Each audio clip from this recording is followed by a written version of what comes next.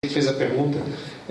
Com relação à parte cultural, Rômulo Gonçalves. Então, Rômulo, com relação à parte cultural, eu queria dizer para você que eu parto do pressuposto na disciplina do mestrado na UFSC de que muitos dos... Eu não vou ficar falando os artigos, que cada um é de muitos amigos nossos, e a gente sabe que eles acreditam muito nisso, não são ideias que vêm de gente que lutou muito para colocar isso no código, mas muitos dispositivos, eu tenho certeza que no primeiro momento não vão ser aplicados e não vão ser respeitados. Então, em muitas disciplinas lá, a gente parte desse pressuposto, porque a nossa ideia é tentar reconstruir a teoria do fato jurídico a partir daquilo que nós vivemos, não a partir de uma lógica puramente normativa.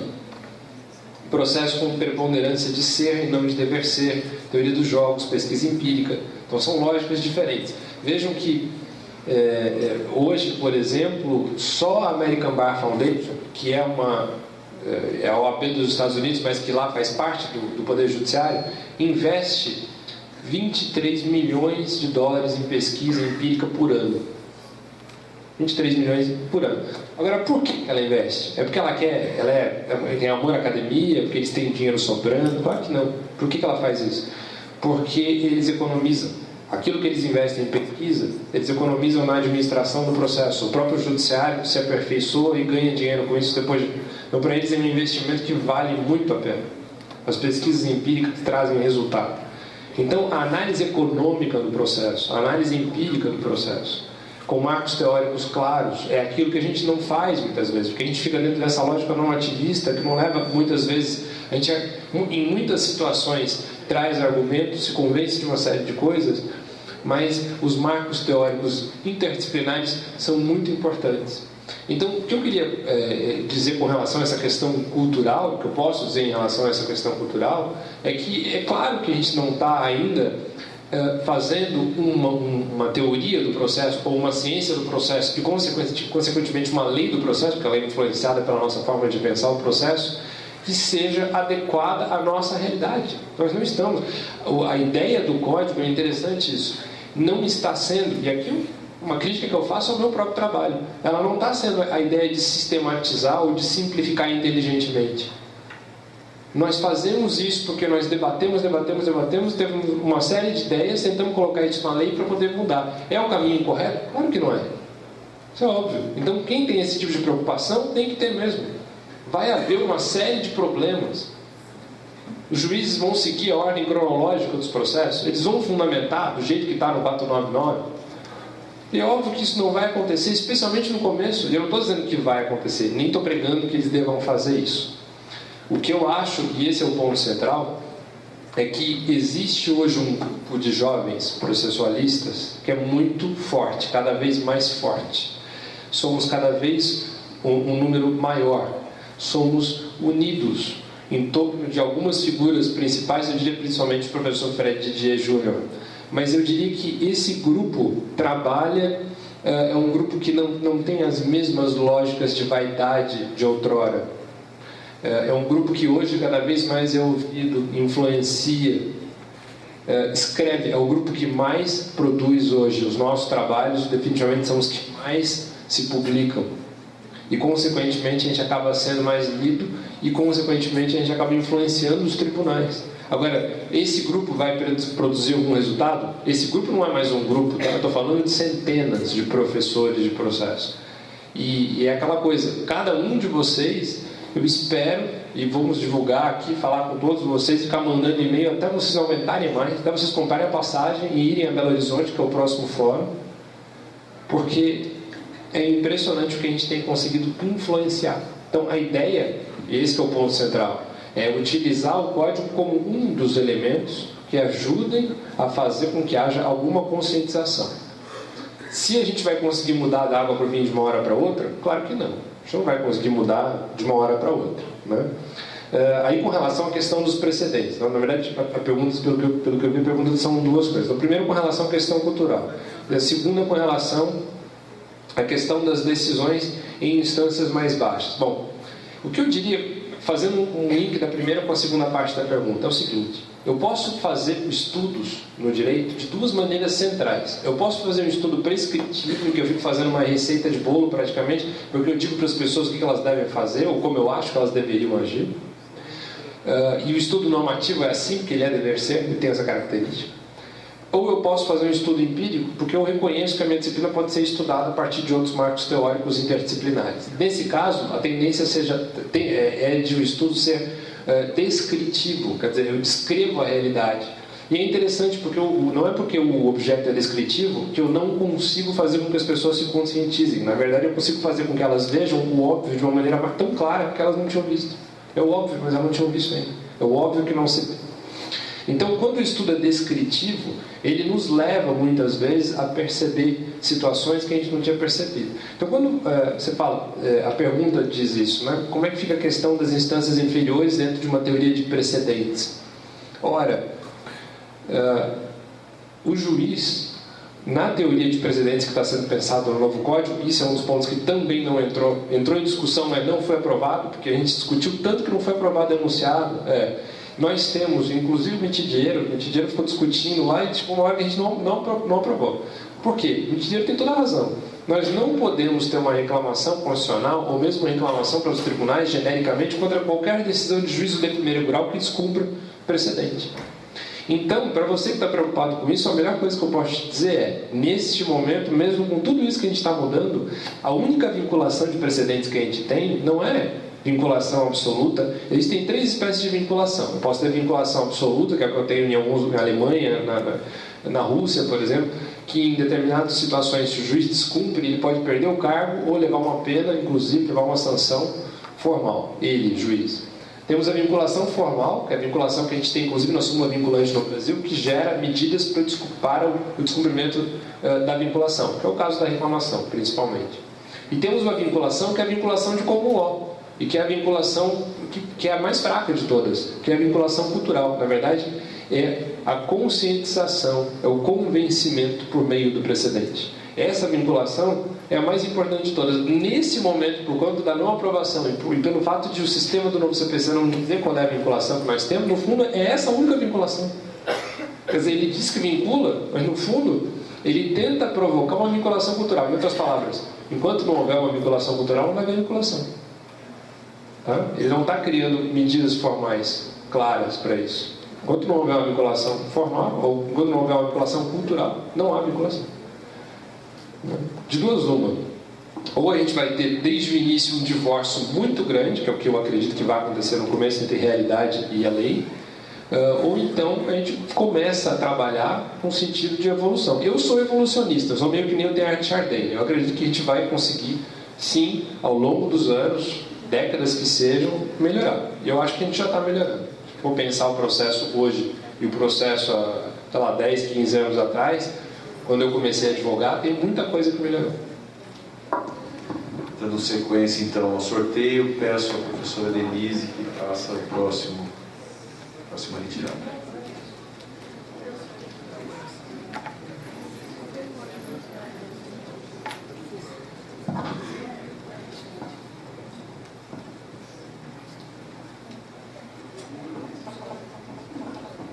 Guilherme Lopes da Silva Araújo.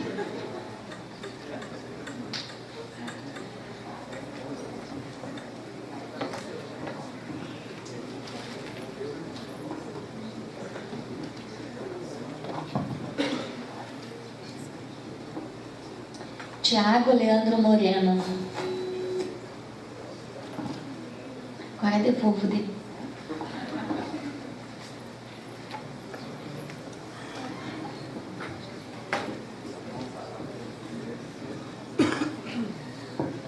Adriano Molinha Aureliano.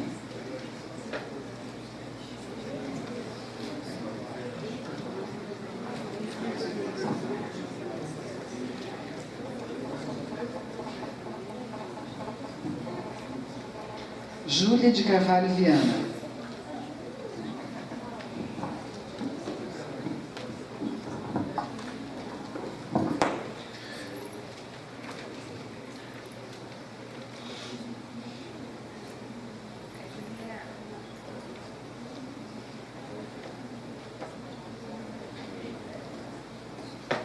Dando sequência então às perguntas, peço ao professor Osmar que leia a próxima.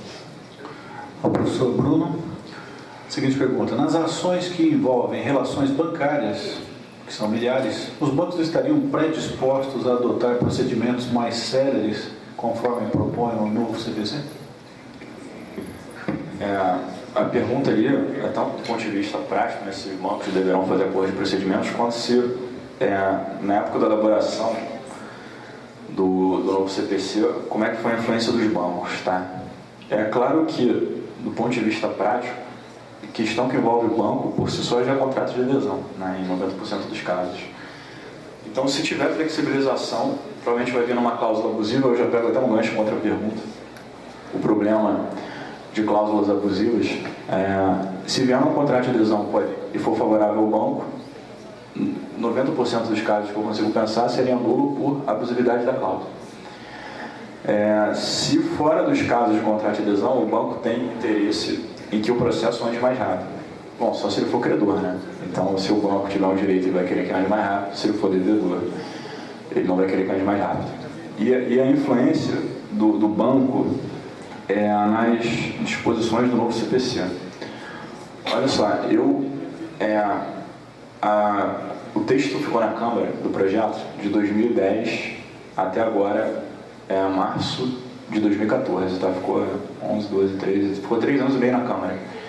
E foi montada uma comissão de juristas, professor Rodolvinho, professor Fred, alguns professores participaram. Aí eu fui aluno do professor Rodolvinho no mestrado, e ele me chamou para auxiliá-lo na parte em que o professor Rodolvinho opinou no projeto, tá? Então, e depois o professor Fred também me convidou. Então, eu fui várias vezes a Brasília e eu pude ver a influência política de alguns setores. Teve uma vez que a gente estava na Câmara, que estava a Associação dos Notários para debater só o artigo que fala de ato notarial. Aí teve um dia que estava a Associação dos Leiloeiros, para poder, que eles queriam inserir, e foi inserido, que o leiloeiro também pudesse fazer alienação para esse jogo particular. Aí os defensores públicos foram um dia para tentar regulamentar o artigo que fala da Defensoria Pública. Aí os procuradores da Fazenda Pública foram debater a questão dos honorários do procurador da Fazenda. E aí cada um contribuiu de uma maneira. O CPC ia trazer um valor expresso. Aí alguns falavam, poxa, minha lei estadual, eu sou procurador estadual, minha lei estadual me dá mais, então o CPC vai tirar a minha lei, vai ter um problema de competência legislativa.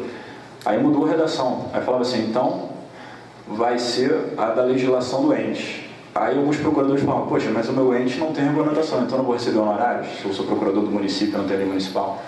Aí conseguiram, de acordo com esse debate, bolar uma redação que, se não tiver lei especial, vale a do CPC, não sei o quê. Foram ouvidos vários setores. Teve um caso que tomou muita notoriedade, que foi o problema da PEON Online. Teve um deputado em que ele se insurgiu contra a PEON Online.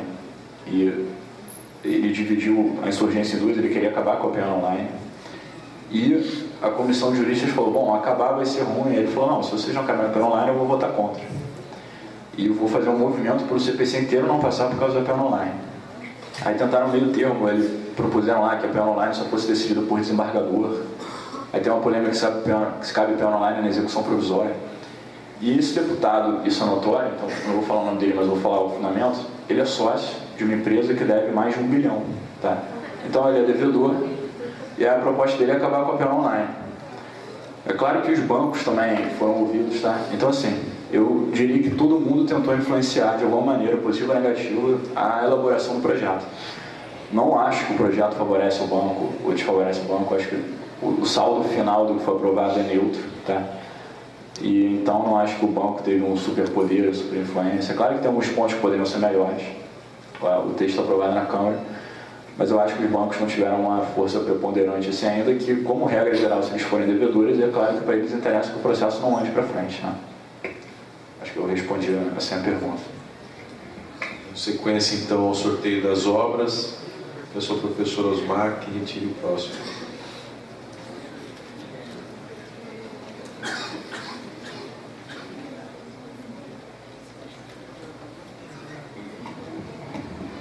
Beatriz, minha orientanda de monografia. Beatriz de Moraes Leite. Não? É outra Beatriz? Puxa. Beatriz de Moraes Leite.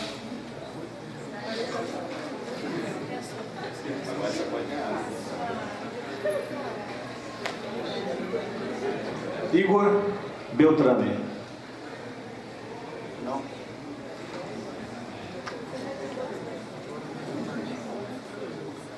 Marcos Alves da Silva. Presente.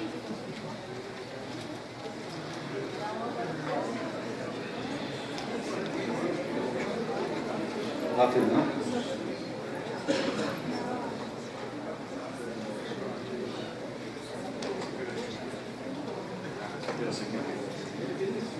Peço agora ao professor Giovanni que dê sequência.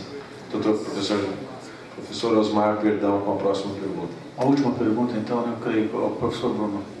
Como você vê a criação no Brasil de uma regra nos moldes da CPR da Inglaterra direcionada ao juiz a incentivar de forma real o uso de meios alternativos de solução de conflitos no curso do procedimento, inclusive com a possibilidade de alterar o regramento acerca do ônus de sucumbência no caso de algum dos litigantes não se mostrar propenso ao acordo?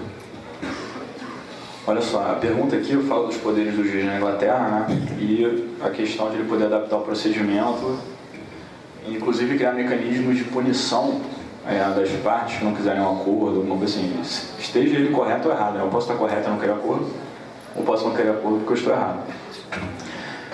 Eu acho, em primeiro lugar, positivo. A pergunta é: o que eu acho do uso de dotar o juiz de poderes de uso de meios alternativos? Eu acho positivo, eu acho que está dentro dos poderes estruturais.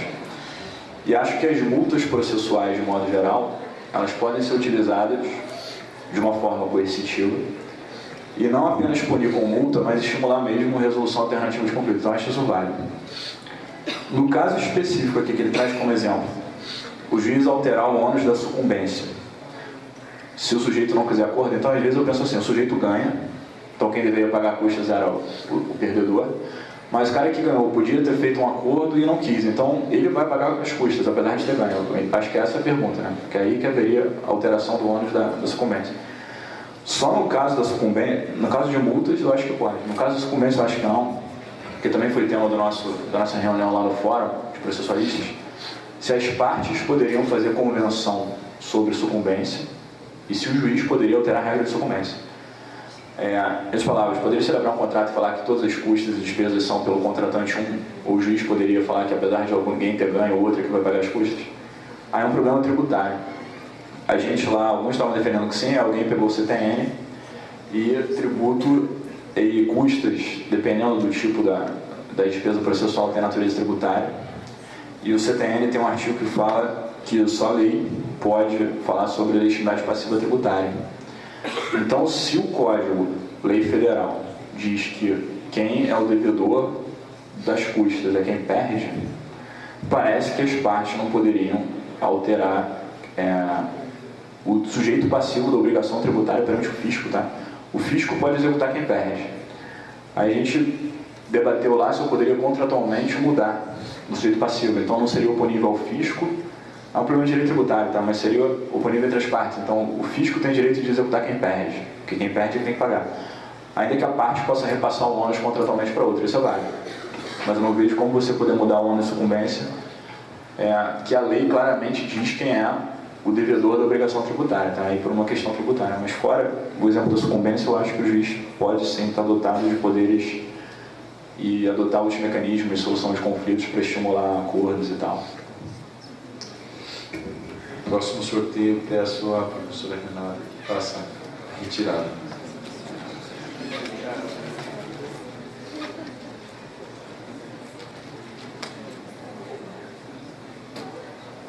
Rafaela Loureiro Cardoso.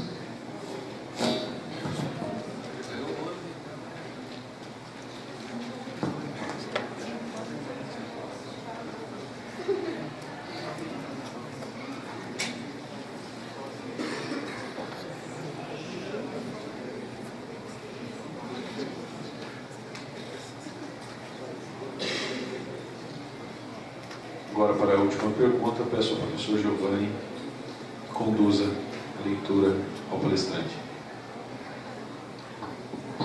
como ainda tínhamos 2 perguntas, nós repassamos diretamente ao professor Eduardo, né, para que as interprete e faça uma síntese.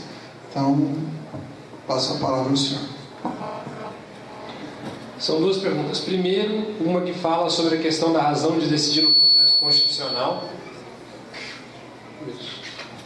Razão de decidir no processo constitucional objetivo, né?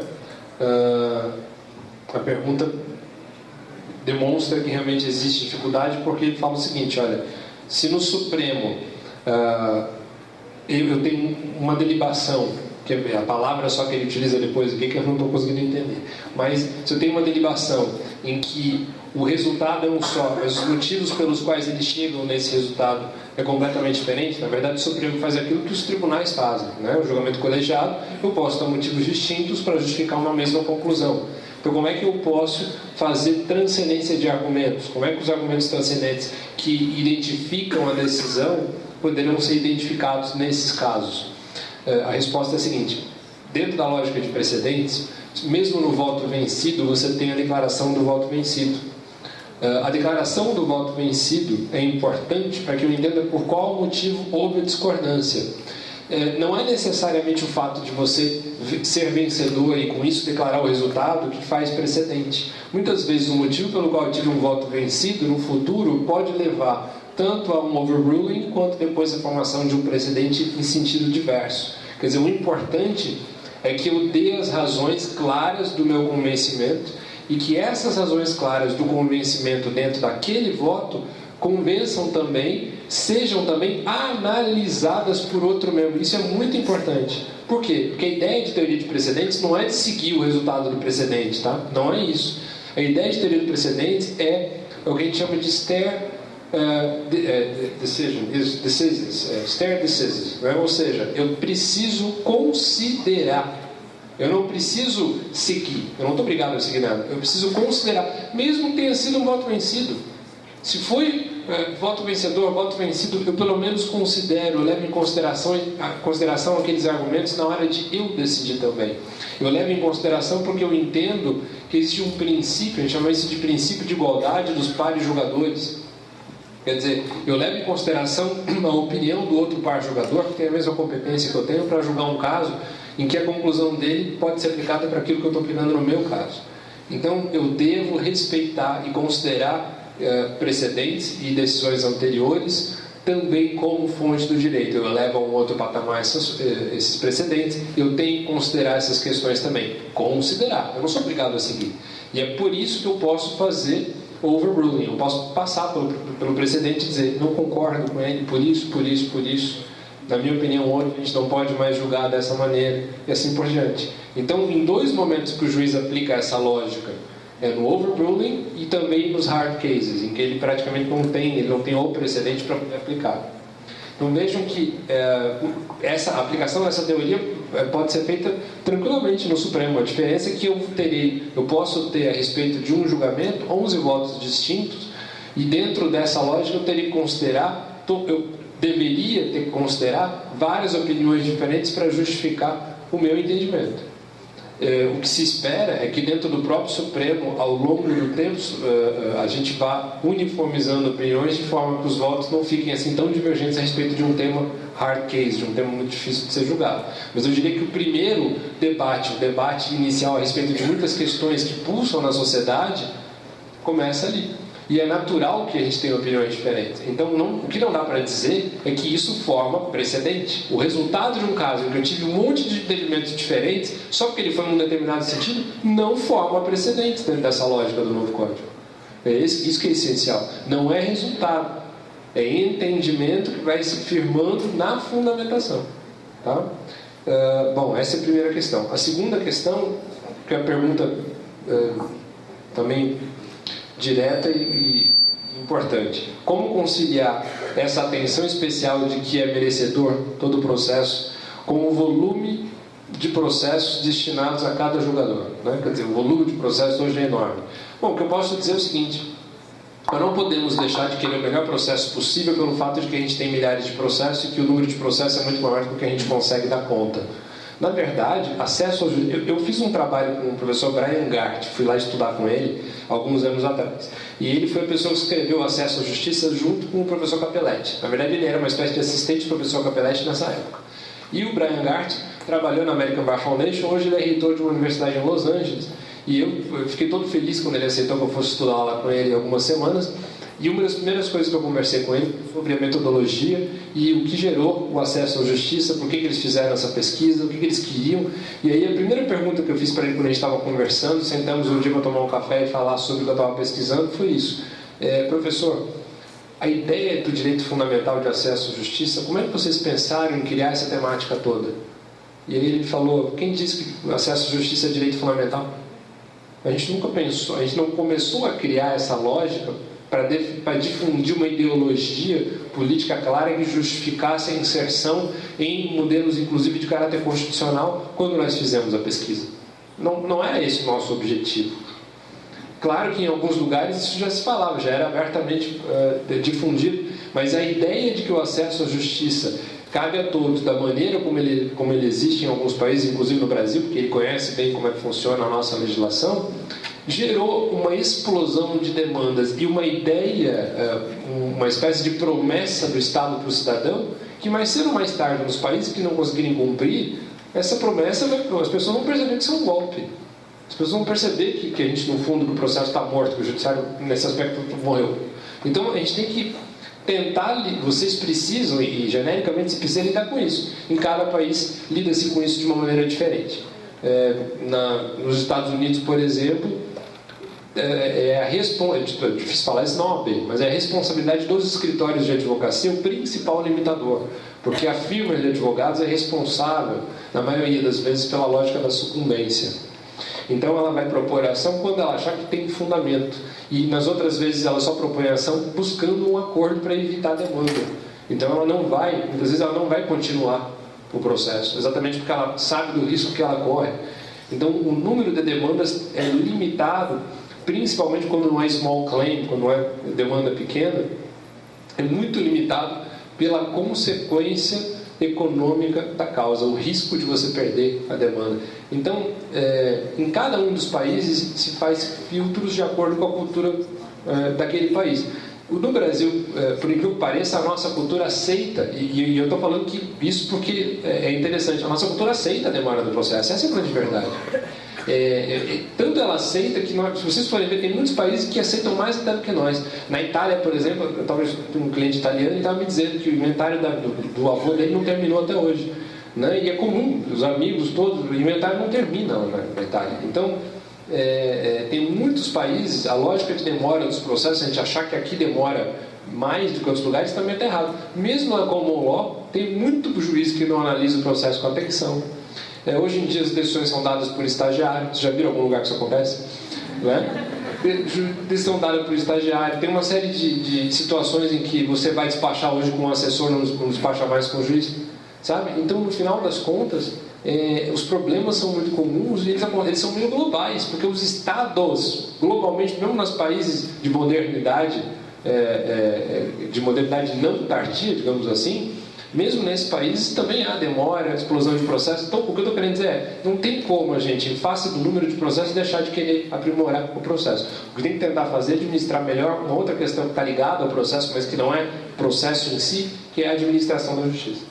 É a questão da gestão, e o processo eletrônico certamente vai ajudar muito isso. Passamos então ao último sorteio. Gentileza, professora Rogéria Dotti.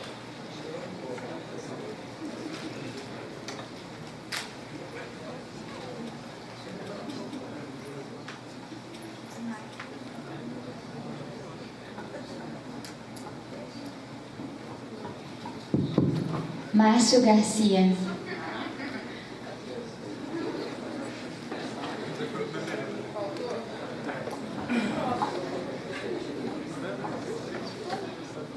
Lincoln Coarata.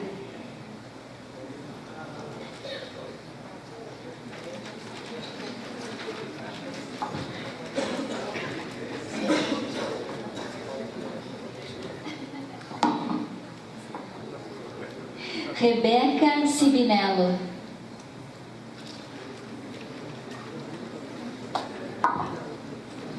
Agora vai.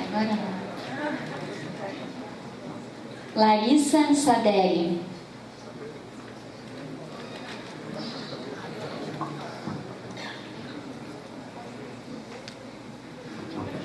Amanda Rocha.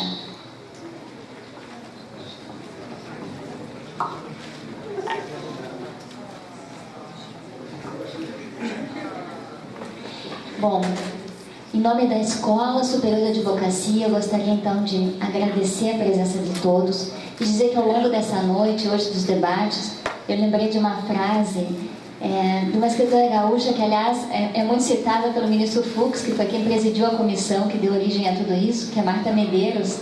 Ela diz que sozinho a gente apenas se preserva. A nossa existência para valer só se sustenta através dos outros. E eu lembrei dessa frase porque foi a união que nós fizemos da ESA com a Subseção de Londrina que tornou possível esse evento, e a união também agora com a adesão dos professores que aceitaram o nosso convite. Então, tudo isso é que gerou a beleza do evento nesses 2 dias de debates do Código do Processo Civil. E lembrei também que nós tivemos hoje um testemunho muito bonito por parte do professor Bruno Redondo, ao dizer que esse grupo de jovens processualistas, que já não são tão jovens assim, pelo menos falo por mim, ele teve a humildade de, no momento de um debate agora no Rio de Janeiro, mudar a posição dele, justamente em virtude de um outro argumento que foi trazido pelo grupo. Então, isso faz com que os outros justifiquem a existência de algo que realmente vem para melhorar o sistema, para melhorar o processo civil. Então, em nome da escola e dessa parceria, Renata, que nós tivemos maravilhosa aqui em Londrina, a professora Denise, que também ontem acompanhou os trabalhos, teve hoje a gentileza de estar conosco aqui hoje. Muito obrigado, professor Giovanni, professor Osmar. E, acima de tudo, muito obrigado aos nossos palestrantes. Os professores são a razão de ser da Escola Superior de Advocacia. Muito obrigado, boa noite a todos.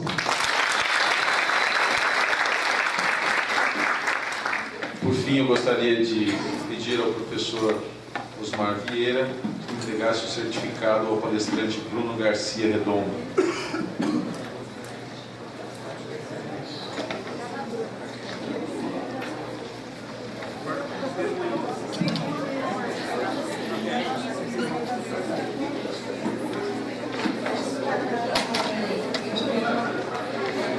Gostaria de pedir agora ao professor Giovanni Henrique Bressan Schiavon que entregasse o certificado ao palestrante Eduardo de Avelar Lamy.